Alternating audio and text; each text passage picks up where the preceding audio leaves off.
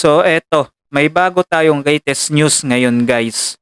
Eto na, may isang Hapones na human rights advocate, no? Nanawagan siya sa mismong UN na pagayain ito si Duterte. So dito, may isang Hapon na naglakas-loob na humiring nga at manawagan nga dito sa UN. Dahil ito si Duterte ay nakakulong pa din sa ICC. May naglakas-loob na Hapon. Mukhang matutuwa ang mga DDS ngayon dito sa balita na to, no? So eto, pakinggan natin guys yung isang Hapones na nanawagan nga sa UN upang pagayain ito si PRRD dahil nga mali nga yung pagkakahuri nga sa kanya daw dito. So etong balita na to talagang pumutok ngayon sa lahat ng social media at mukhang kakampi ni Duterte ang mga Hapon. Sa tingin nyo kaya totoo kaya na magiging maganda ang impact nito? At kapag nalaman kaya ng ICC ito ay mukhang sa tingin nyo kaya magbabago kaya ang isip ng ICC sa magiging desisyon nito kay Duterte dito sa kahilingan o panawagan ng isang Hapon na to. So ito, panoodin natin yung video guys, at kung nakaabot kayo dito baka pwede ako makisuyo sa iyo, no? Sa inyo guys, no? Makisuyo naman ako guys kahit isang subscribe lang sa inyo. So subscribe kayo, click yung notification bell nang lagi kayong updated at lubos kong ipapasalamat sa inyo yan. At sana ipagpalain din kayo, no? So eto, sabay-sabay natin panoodin yung video. Tignan natin kung ano kayang reaksyon ng mga netizen dito sa bagong balita na to kaya Duterte, no? So eto, sabay-sabay natin i-play yung video.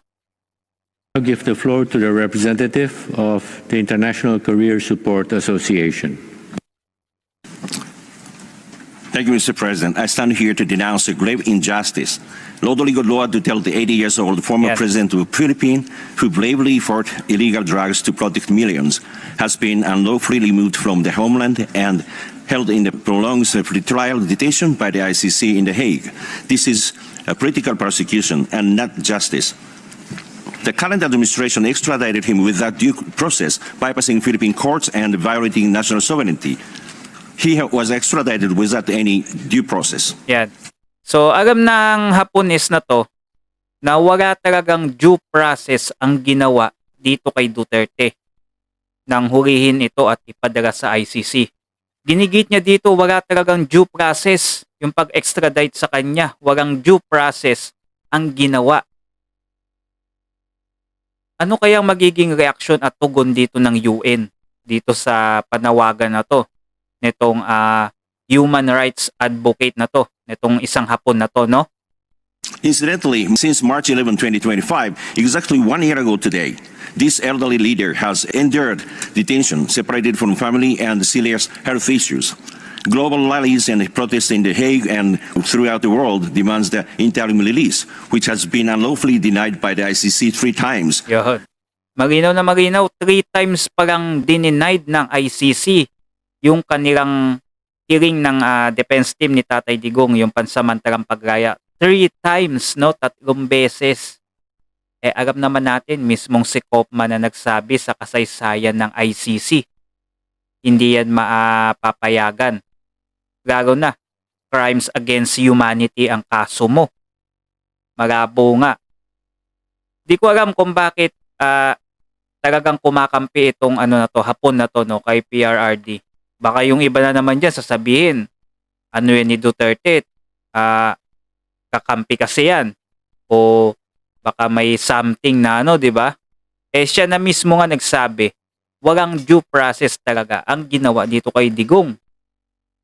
Kidnap talaga ang ginawa dito kay Digong. This over 1 year pretrial detention raises profound question about compliance with the Rome Statute's guarantees of human treatment and speedy trial. It is an affront to human dignity and the abuse of international justice for political ends. I urge this council to demand humanitarian review and interim release of President Duterte. Justice must be fair, not a weapon against the people.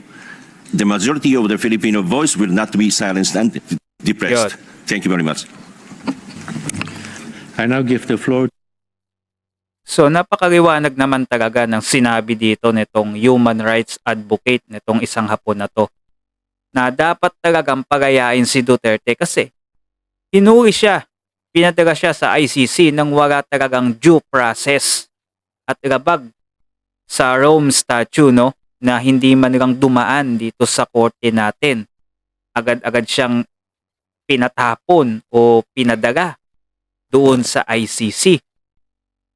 Well, tignan natin yung reaction ng netizen dito. Kung ano kayang masasabi nila dito sa pahayag na to ng Hapon na to, no, ng kanyang panawagan. So ito, tama ang panawagan ng Japan. Walang nasunod na due process. Malinaw sa ICC rules kung gumagana ang justice system ng isang bansa, dapat basahan ng kaso. Ayan, ang nasasakdal bago dalhin sa ICC, yan ang dapat talagang ginawa na hindi naman nagawa. Di nila ginawa yan kay PRRD bagkus ay kinidnap at agad dinala sa ICC. Yan. Mabuti pa ang Hapon, alam na hindi nabigyan ng due process si Duterte. May korte naman tayo, bakit doon pa sa ICC? Alam yan kahit sino kasi. Kahit Hapon pa yan, US pa yan, China pa yan, alam nila na walang due process ang ginawa kay Duterte. Please Japan help Tatay Digong bring him home to Davao.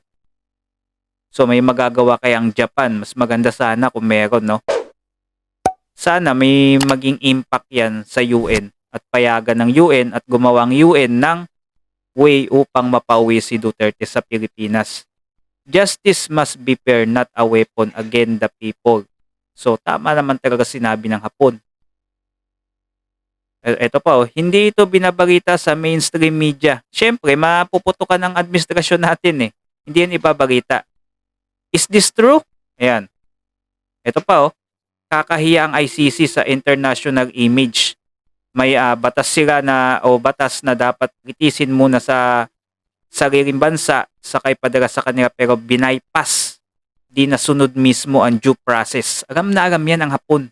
Kaya nga yan nanawagan. Diba? Sa tingin nyo, tama ba ang Hapon? Comment down below kayo dito sa video natin. Huwag nyo din kalimutan mag-subscribe kung naabot kayo dito guys, no, sa dulo ng video. Salamat sa panonood at sa pag-subscribe ninyo sa ating channel. No? Thank you guys. Have a nice day.